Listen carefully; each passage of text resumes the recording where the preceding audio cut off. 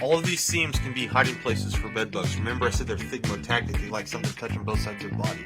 So this is what I'm talking about, right in here. So we're going to inspect this seam all the way across. Going to look, you can find them, you can see them, they're pretty visible. Any other areas like this right here that are pocketed, check those as well. The back side of the mattress, check it as well. Areas right here and across, all the way down. When checking your box springs, you always want to make sure you check the cheesecloth here. This is going to be an area that allows them to hide behind. You also have this plastic covering right here to help protect the box springs itself. This one's clear. A lot of the times they're covered and you can't see behind it, but they're back behind there. You're going to check this whole box spring.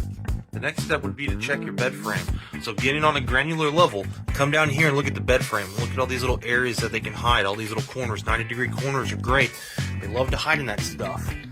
Look how this mattress, the headboard, has holes all across it where they can be hiding. Then lastly, always check the side furniture, anything that's close to the bed. So you see this back side of this side table here?